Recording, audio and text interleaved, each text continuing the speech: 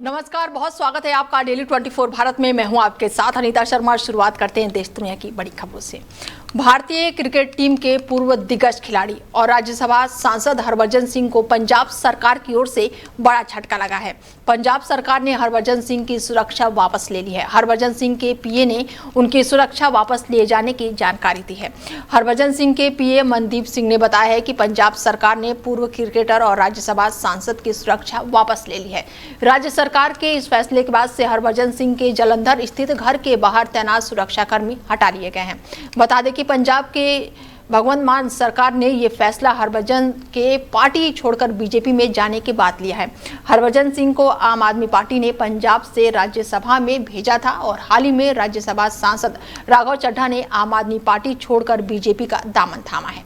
राघव चड्ढा ने कहा था कि उनके साथ बीजेपी में शामिल होने वाले उनके साथ राज्यसभा सांसद है और ये सभी सांसद जो हैं आपके ही हैं, और इन 7 सांसदों में उन्होंने हरभजन सिंह का नाम भी लिया था। हरभजन को ये बड़ा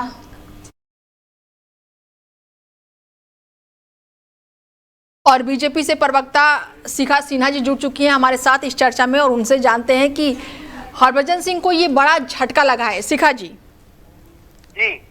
जी अनीता जी, वो कहावत है ना, ये कभी आपके नूर थे और आंखों के कोहिनूर थे जी। और आज उनसे Z+ की सिक्योरिटी प्लस सरकारी गाड़ी और 10 कर्मचारी छीन लिए गए। तो ये दूसरा कहावत, खिसियानी बिल्ली खंबा नोचे। 7 सांसद का एक साथ इस्तीफा दे देना अरविंद केजरीवाल जी को ये पच नहीं रहा, ये रास नहीं आ रहा है। बिल्कुल। तो उनका तो वो कहते हैं ना कि ये जो आप ये बहुत चिंतनीय विषय है अनीता जी। मतलब ये एक तरह से आंदोलन की हत्या है और विचारों का लाश हुआ है। ये 7 जो हीरे थे उनके, जिन्होंने उनको पंजाब जीतने में मदद की, कुमार विश्वास का आप उदाहरण दे दिए, उन्होंने तो अपना कब का किनारे ले लिया। अरविंद केजरीवाल को एक स्ट्रॉन्ग पर्सनालिटी पसंद ही नहीं आता है। अगर कोई बंदा जो उनसे ज्यादा लोकप्रिय हो रहा है वो इतने डोमिनेटिंग और इतने अहंकार से भर चुके हैं, तो या तो आप राघव चड्ढा जी को विभीषण बोल दीजिए या अरविंद केजरीवाल को किसी भी असुर का आप नाम दे सकती हैं। तो ये सब उन्हीं का नतीजा है। ऐसे में शिखा जी अभी विरोध की बात कर रहे थे, और पंजाब में तो कल से ही वीडियो जो निकलकर सामने आ रही है कि हरभजन सिंह के घर के बाहर, आवास के बाहर गद्दार लिखा हुआ है, और लगातार जो लोग हैं वहां पर बैठकर प्रदर्शन कर रहे हैं। क्या कुछ कहेंगी वीडियो को लेकर, या फिर जो अब सीधे तौर पर गद्दार ही बोला जा रहा है? जी, तो हमारे बाबा साहब अम्बेडकर जी ने भी लिखा है, अगर कोई भी सांसद अगर अपने पार्टी से वो सेटिस्फाइड नहीं है, खुश नहीं है, तो अपने पार्टी को छोड़ना चाहता है तो वो आराम से जाके छोड़ सकता है।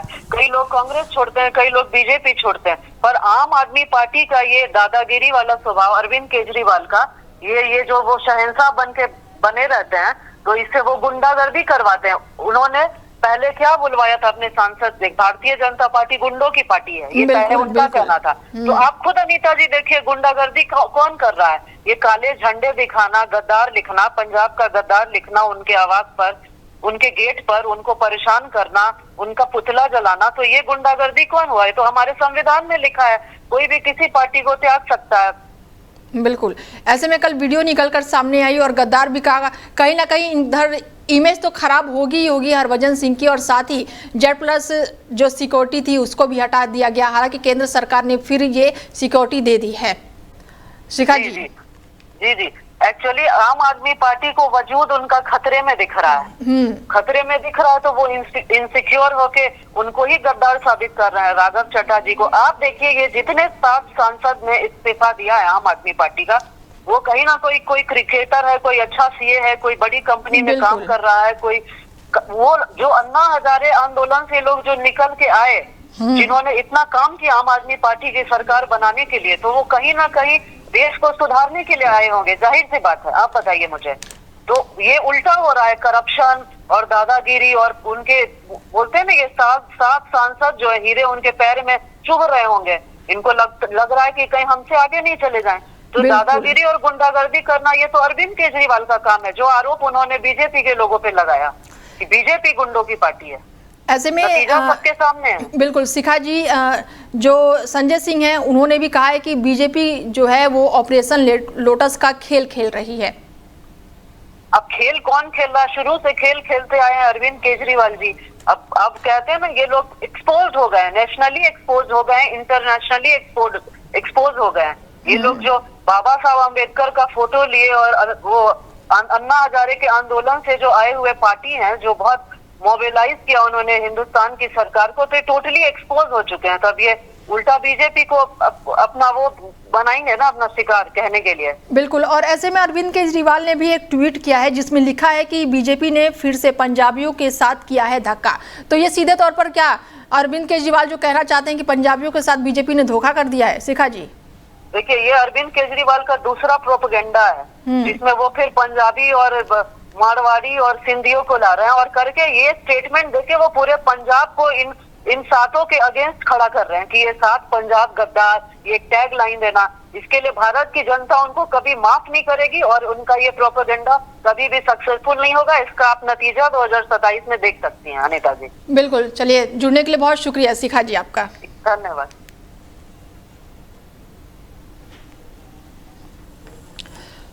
बता दें कि मुख्यमंत्री भगवंत मान ने हरभजन सिंह की सिक्योरिटी जो है वो वापस ले ली है, जिसके बाद से अब राजनीति तेज हो गई है। बता दें आपको कि अब आम आदमी पार्टी छोड़कर बीजेपी में शामिल हुए राज्यसभा सांसद राघव चड्ढा ने बीते दिनों कहा था कि आपके 7 सांसद जो है वो बीजेपी में शामिल हो रहे हैं। राघव के साथ संदीप पाठक और अशोक मित्तल ने बीजेपी की सदस्यता ली थी। फिर स्वाति मालीवाल और विक्रमजीत साहनी ने भी बीजेपी में शामिल होने की पुष्टि की थी। फिलहाल अब इस समय राजनीति जो है वो बेहद ही चरम पर है।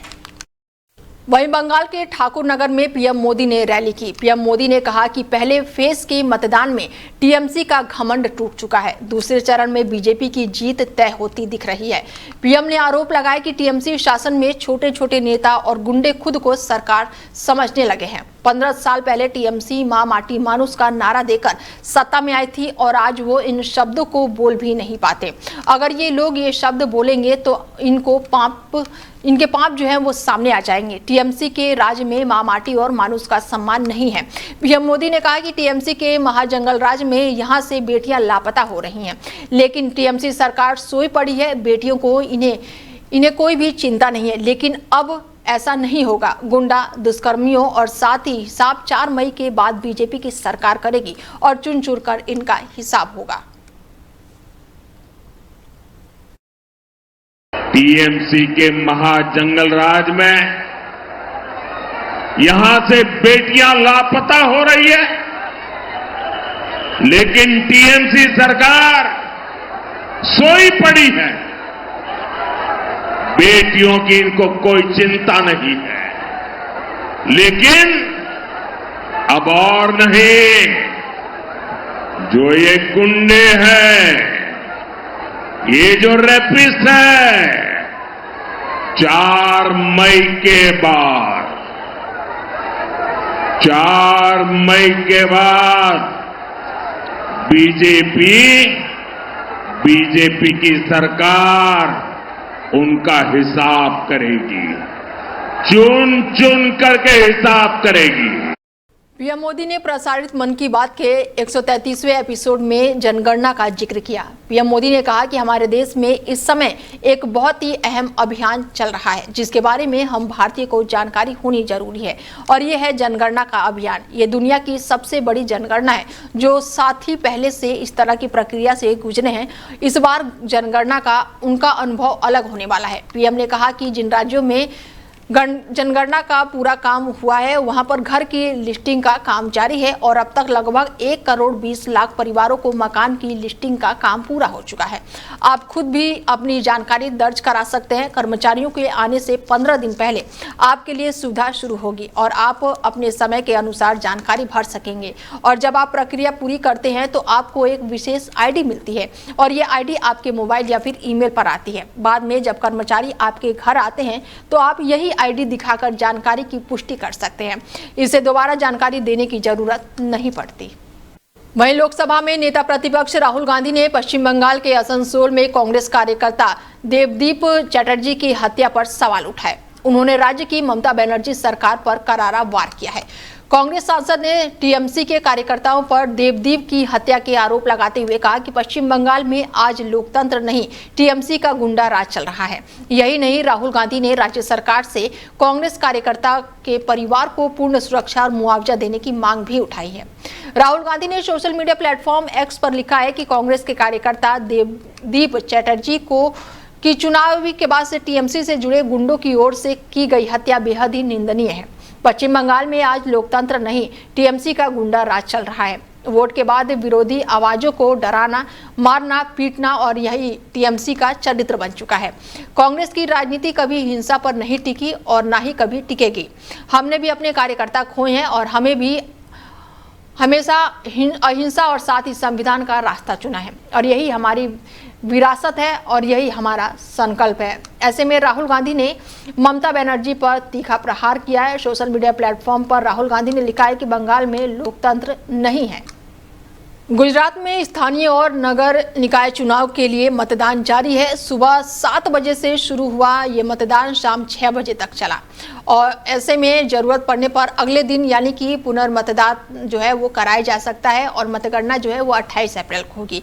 15,000 निगमों में जिसमें अहमदाबाद, सूरत, बड़ोदरा और राजकोट शामिल है। इसके साथ ही 84 नगर पालिकाओं, 34 जिला पंचायतों और 260 तालुक पंचायतों में कुल मिलाकर 9,900 से ज्यादा स्थानीय प्रतिनिधि जो है वो मैदान में हैं।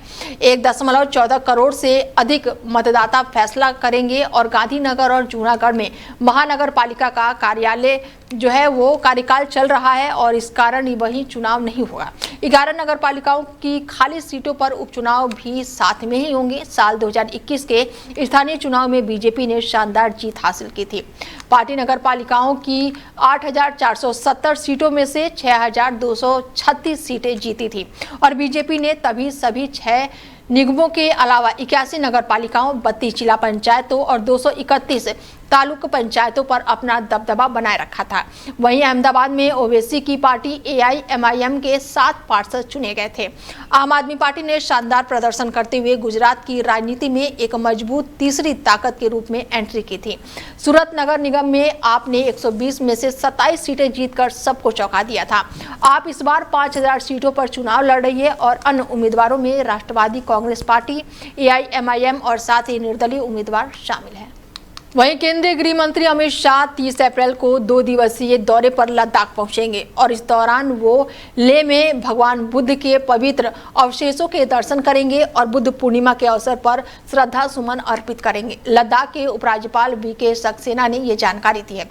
उन्होंने बताया कि ये दौरा बेहद ही खास है और साथ ही उन्होंने कहा कि ये पवित्र अवशेष उत्तर प्रदेश के पिपरावा से लाया गया है और इन्हें लेह के जीवास में 1 से 14 मई तक पहली बार सार्वजनिक रूप से प्रदर्शित किया जाएगा। 1 मई को बुद्ध पूर्णिमा के दिन अमित शाह इन अवशेषों के दर्शन करेंगे और इस पवित्र प्रदर्शनी का आध्यात्मिक महत्व पर अपने विचार साझा करेंगे।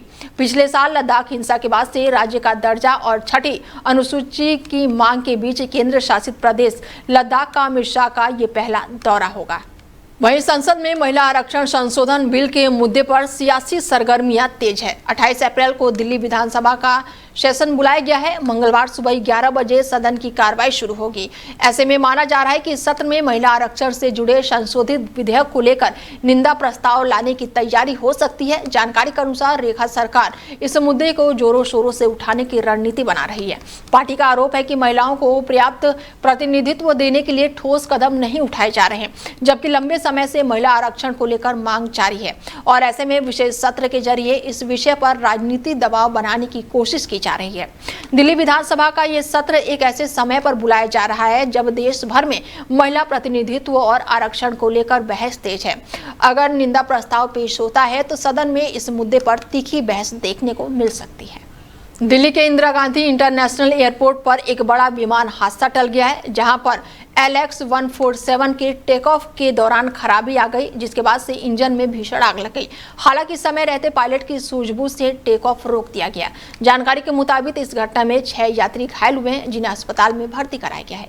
जानकारी के मुताबिक हालातों को संभालने के लिए तुरंत ही फायर ब्रिगेड की कई गाड़ियां मौके पर भेजी गई। बताया जा रहा है कि इस घटना में शामिल विमान एयरबेस A330-343 और साथ ही इस फ्लाइट में कुल 232 यात्री और 13 क्रू सदस्य सवार थे। एयरपोर्ट प्रशासन के अनुसार जैसे ही ये स्थिति बनी, सभी सुरक्षा नियमों को तुरंत ही पालन किया गया और यात्रियों को सुरक्षित तरीके से विमान से बाहर निकाल लिया गया। अधिकारियों ने यह भी बताया है कि इस घटना के बावजूद भी एयरपोर्ट का कामकाज सामान्य रूप से चलता रहा और किसी तरह की रुकावट नहीं आई। दिल्ली एयरपोर्ट से जुड़ी हुई ये बड़ी जानकारी निकलकर सामने आ रही है, जहां पर टेक ऑफ के दौरान बड़ा हादसा टल गया और इस दौरान इंजन में भीषण आग लग गई। बता दें कि टेक ऑफ के दौरान ये बड़ा हादसा हुआ है। फिलहाल इस जहाज में 232 से ज़्यादा यात्री सवार थे। दिल्ली एयरपोर्ट पर विमान में बड़ा हादसा जो है वो टल गया है। टेक ऑफ के दौरान इंजन फेल हो गया और जिसमें आग लग गई और इस दौरान 6 लोग घायल बताए जा रहे हैं। घायलों को फिलहाल अस्पताल में भर्ती कराया गया है, जहां पर उनका इलाज चल रहा है। और ऐसे में 232 लोग इस फ्लाइट में थे, जिसके बाद से सभी को फिलहाल सुरक्षित बाहर निकाल लिया गया है और 6 लोगों को बताया जा रहा है कि 6 लोग जो हैं वो गंभीर रूप से घायल हो गए हैं, जिन्हें इलाज के लिए अस्पताल में भर्ती कराया गया है। दिल्ली से ये खबर है, जहां पर 4 जो है नामजद समेत 232 लोग सवार थे इस फ्लाइट में। तो वहीं टेक ऑफ के दौरान ये बड़ा हादसा हुआ है। बॉलीवुड एक्टर रिया चक्रवर्ती को सुशांत सिंह राजपूत मामले में बड़ी राहत मिली है। मुंबई के स्पेशल एनडीपीएस कोर्ट ने अभिनेत्री और उनके परिवार के बैंक खाते को अनफ्रीज करने का आदेश दिया है। साथ ही कोर्ट ने एनसीबी की कार्य प्रक्रिया पर भी सवाल उठाए हैं। कोर्ट ने पाया है कि एनसीबी ने इन खातों को फ्रीज करते समय उचित कानूनी प्रक्रिया का पालन नहीं किया था। दरअसल ये बैंक खाते साल 2020 में सुशांत सिंह राजपूत मौत मामले में जुड़े ड्रग्स केस की जाँच के दौरान फ्रीज किए गए थे। एनडीपीसी अधिनियम के तहत किसी खाते को फ्रीज करने के बाद से 30 दिनों के भीतर समक्ष प्राधिकारी को मंजूरी लेना अनिवार्य है, जिसे लेने में एनसीबी विफल रही।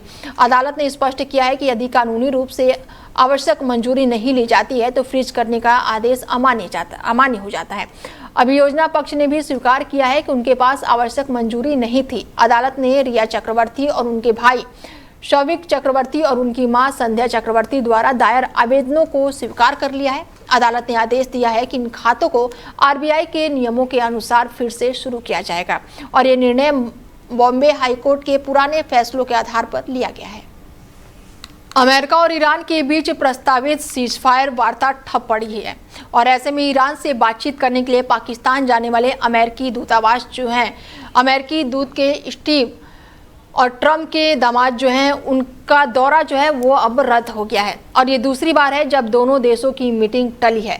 इससे पहले ईरान ने शांति वार्ता न करने का ऐलान किया था और उनका कहना था कि पहले अमेरिका अपनी हॉर्मुज स्ट्रेट से नाकेबंदी हटाए, तब हम बातचीत के लिए इस्लामाबाद आएंगे। ट्रम्प ने सोशल मीडिया पर पोस्ट करके बताया है कि उन्होंने अपने दूतों को पाकिस्तान न जाने के निर्देश दिए हैं। उन्होंने लिखा है कि यात्रा में बहुत समय लगता है, 18 घंटे समय बर्बाद करके बेकार की बातें करना नहीं जाना है और अगर ईरान बात करना चाहता है तो उन्हें बस एक फोन करना है। ट्रंप ने यह भी साफ किया है कि इस फैसले का मतलब ये नहीं है कि अमेरिका ईरान के साथ फिर से जंग शुरू करेगा। इस बारे में अभी कोई फैसला नहीं लिया गया है। दूसरी तरफ ईरानी विदेश मंत्री जो है अब्बास अरघाची भी शनिवार को अमेरिकी अधिकारियों के पहुंचने से पहले ही पाकिस्तान से रवाना हो गए थे। उन्होंने पाक पीएम और आर्मी चीफ से मुलाकात करके ईरान की शर्तें और अमेरिकी मांगों पर अपनी आपत्तियां भी सौंपी। ऐसे में अमेरिका और ईरान के बीच लगातार पाकिस्तान के इस्लामाबाद में बैठक होने वाली है और ये बैठक जो है ये दूसरी बार होने वाली है। हालांकि बैठक को देखते हुए कई तरह के सवाल उठ रहे हैं। ईरान से दूसरी मीटिंग जो है फिलहाल टल गई है। राष्ट्रपति डोनाल्ड ट्रंप ने ट्वीट करके ये जानकारी दी है और उन्होंने कहा है कि 18 घंटे बर्बाद करने से कुछ नहीं होगा। ईरान को अगर शांति की बात करनी है तो वो एक फ़ोन कॉल पर भी हो सकती है। प्लेन में 18 घंटे बैठकर बेकार की बातें करना सही नहीं है। ट्रंप ने सोशल मीडिया प्लेटफॉर्म पर ये पोस्ट साझा की है। ईरान से दूसरी बार मीटिंग होने वाली थी, फिलहाल ये मीटिंग जो है वो टल गई है। फिलहाल बुलेटिन में मेरे साथ इतना ही। दीजिए इजाजत, नमस्कार।